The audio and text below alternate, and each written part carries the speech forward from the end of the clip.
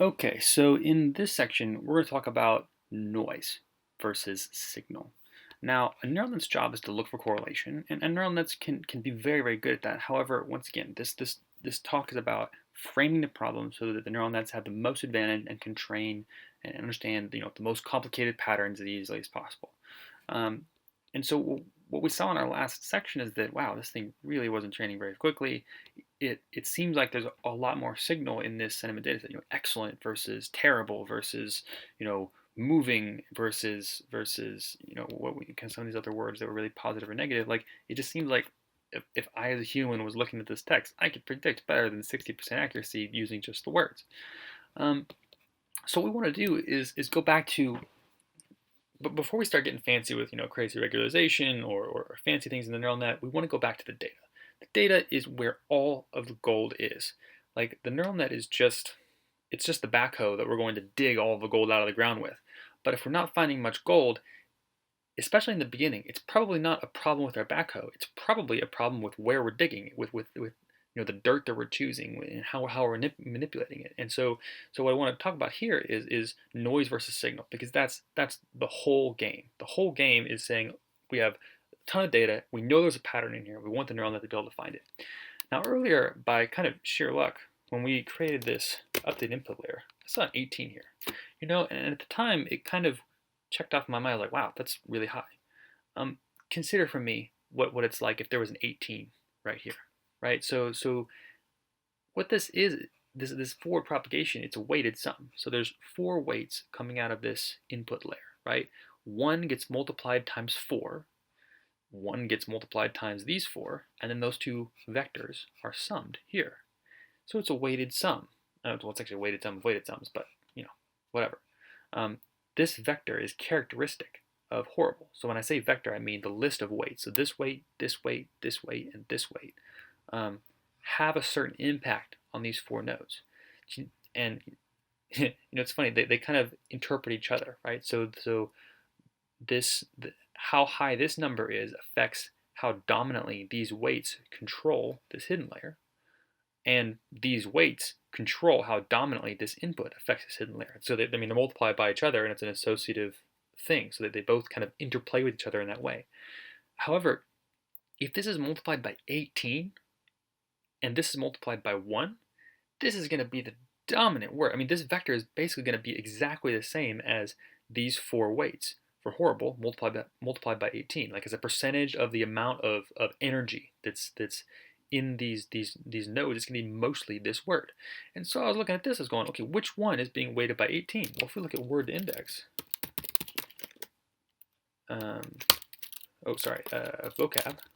0, because this is the 0th position. It was review vocab. Reviews? Is it reviews vocab? I might have deleted it. Get back here.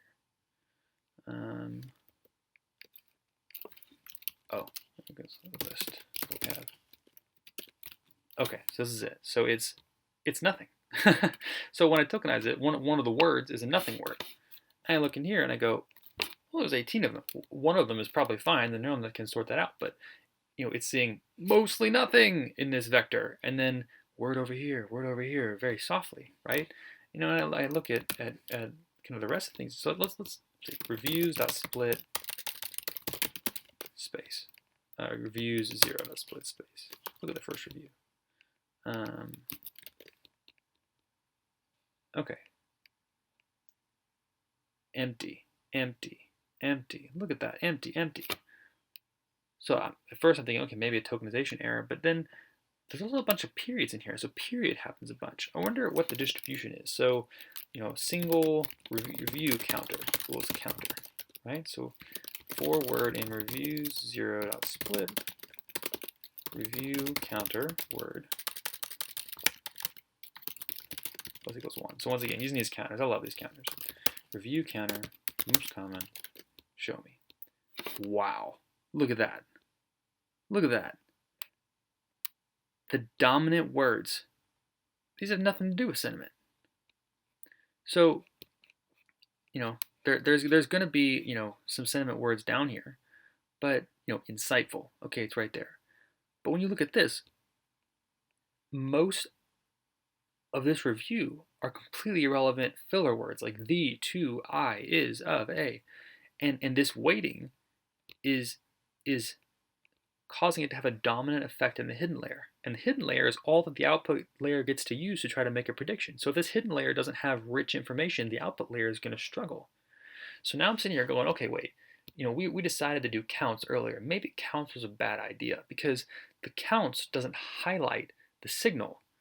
When I'm looking at these counts, it seems like it highlights the noise. When I say highlight, what I mean is it weights it most heavily. Neural nets they're just weights and functions. Like you take this set of values, you reweight them, right, into these four nodes, and then you run a function. In this case, we don't do a function here, but it's a linear function. And then we reweight them again, and we do a function, and that's our prediction, right? So if our weighting is off for how we're creating our input data, it's going to make it really hard to find the signal. That's noise. That means that the way that we're framing the problem is adding a significant amount of noise, because in these weights, the neural net has to learn to be like, hey, period, quiet down. Hey, empty, quiet down. The, to, I, high, is, of, a, Bromwell, quiet down. I need to hear insightful. I need to hear, welcome. I need to hear, other positive, because this is a positive review. I don't know the negative review we could look to, but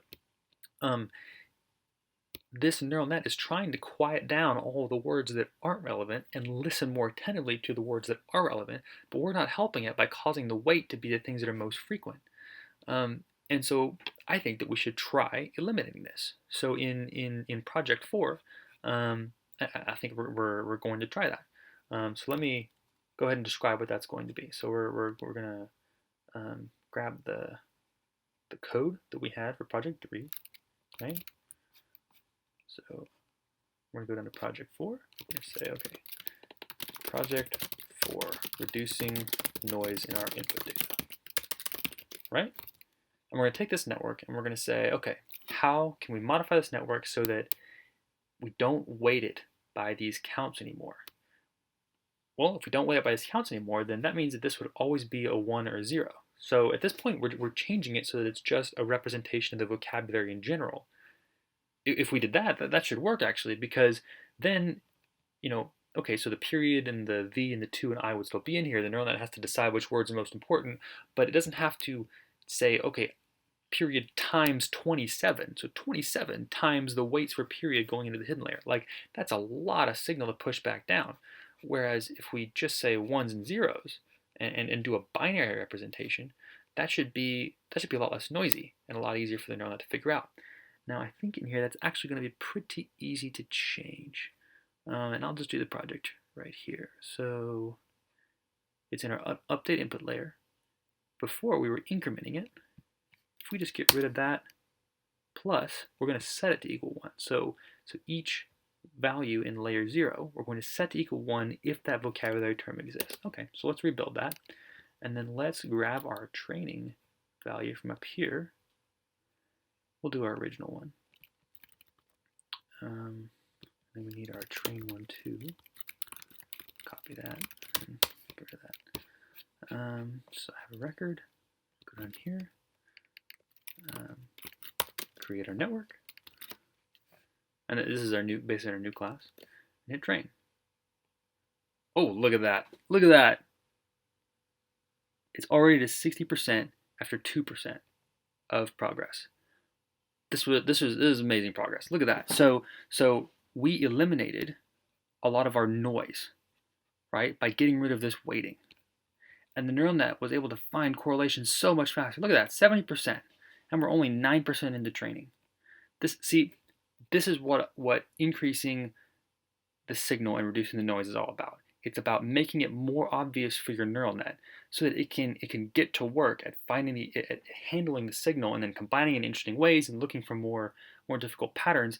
And you just got to get rid of the noise in your training data. We could have spent days and days and days up here just tweaking our little alpha, just moving it around, lowering it down, trying to get the training to happen slowly, when in reality we could have a big fat alpha and make huge steps and progress really quickly if we just get rid of this really silly noise. Because we're trying to train our neural nets to do interesting stuff. Interesting stuff is not ignore periods. Interesting stuff is identify which words are relevant, identify which combinations of words are relevant, That's what we want our neural net to do. Finding interesting representations, doing interesting things in this hidden layer to really understand the vocabulary of what's being said in the review. That's what we want to be happening. Oh man, look at that, almost 80%. So I'll go ahead and let this keep training. Go ahead and train this yourself. Um, um, and yeah, so this is looking great. Um, the next thing I'm noticing, I guess maybe just because it's a video, I would really like for this to be training a lot faster. So the next thing that I would like for us to be able to do is kind of take a look inside the neural net, understanding what's going on, and see if we can kind of crank out a little bit more speed. But for now, I'm going to let this go ahead and train.